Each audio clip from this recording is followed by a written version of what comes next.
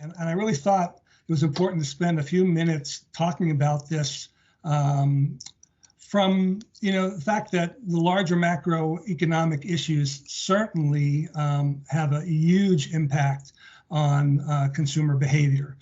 Consumer sentiment continues to shape actions of all types. And I'm reminded really of an old quote from the very well known and quite successful political consultant James Carville, who once said, it's the economy, stupid, really to explain consumer voter behavior back prior to the election of President Clinton back in 1992. And yes, I remember all the way back to then.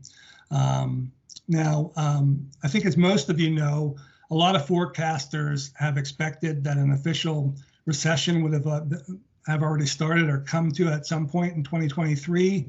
But a bit like Samuel Beckett's play, Waiting for Godot, our title character, Mr. Recession, hasn't appeared yet, at least not in 2023, and largely now it looks like he may not ever appear, just like the character in that play.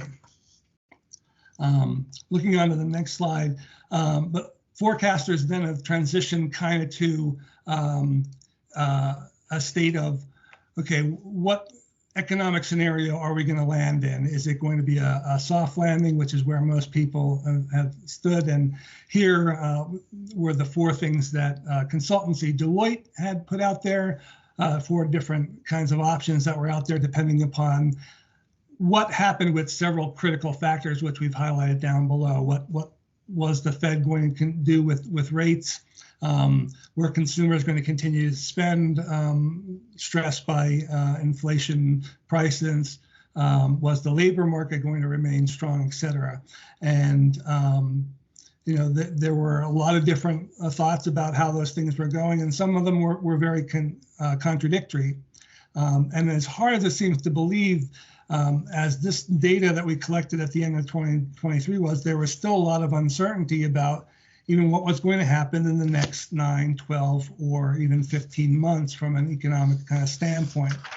And on the next slide, there was actually even a survey that was conducted and done among various number of groups, and you can see within this data itself, there was no consensus. Now, this information is a little older. This was done in September, but you can see quite the divergence of opinions between groups that we've kind of segmented into Wall Street, Main Street, and the C-suite. And there was obviously a much more pessimistic view at that point in time among both Main Street and C-Street members than there were among, say, the Fed staff and other economists who were much more optimistic at that time. So most people believe we've dodged the bullet and that a recession will not happen, and that the soft landing is absolutely has taken place, and that we're looking actually to move on from that. But like consumer behavior, as we're going to get into it a little later, the economic data that we're looking at that kind of influence consumer sentiment is also kind of both positive and negative. And I'm going to highlight some of the positive indicators starting on the next slide, and then get into some of the negative indicators. So employment numbers have probably been and remain one of the most positive economic indicators during this whole time period. As referenced on the data on this slide, right now the unemployment rate remains relatively low, below 4%. And even though there's been a slight uptick towards the end of 2023, it's a far cry from what it was. And we just had another relatively strong December jobs report released from the Labor Department. And hopefully those initial numbers will remain true and not be revised down the way several other earlier reports have been. On the next slide, the other positive indication has been that for the most part now, inflation has fallen below wage growth in the United States. It down significantly from its peak at 9.1% in mid-2022.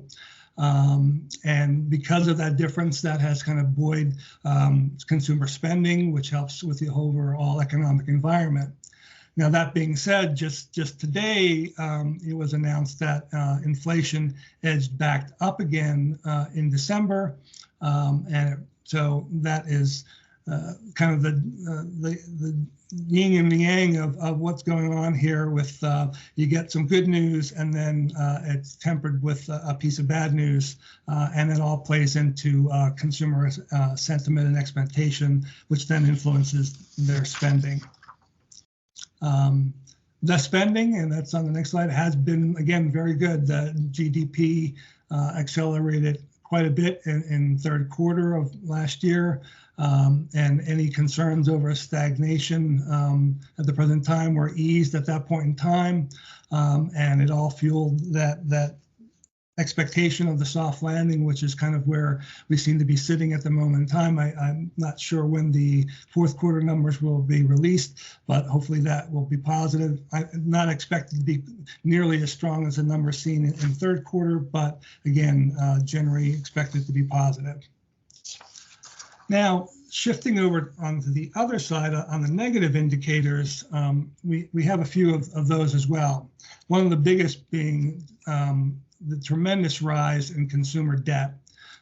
As consumers have continued to spend, it hasn't been with a lot of money that they have on hand. A lot of that was used up, that was built up from the pandemic and then spent. And now we see, especially as interest rates and other things have risen, household debt increased quite a bit. In fact, third quarter of 2023, it increased significantly. Credit card balances as well are up. In fact, just in that one quarter, increasing 48 billion. Mortgage balances and auto loans up as well. So there's only so much debt that consumers can take on. And because of that, we see, and this is the other even more troubling negative indicator, is that delinquencies on outstanding debt are up quite a bit. As of September, which was some of the more recent information that we had, 3% of all debt was in some stage of delinquencies. We had seen increases in auto loans that had transitioned into severe delinquency, which was over 90 days without payments. Approximately, as in the upper right corner shows, 8% of credit card balances transition into severe delinquencies, and a very high number, 116,000 consumers had to declare bankruptcy in third quarter as well. So some negative things there. One last thing, we did see some weakening in spending and some cautionary things put out by some of the larger companies out there. Despite some very strong performance, Walmart executives noted some weaker sales even throughout the holiday season, and in reports like tempered expectations into performance into 2024. Sales at Target actually fell. Overall consumer spending rose just 0.2% in October, which was the most recent data that we had at that point in time. That has ticked up a little bit in the more recent data, but there have been some issues there. And so what we have in the bottom line is a very kind of uncertain economic environment in which consumers are operating, and that can and does make consumers a bit nervous, a little less predictable in terms of how they're going to spend, how far in advance they're going to spend.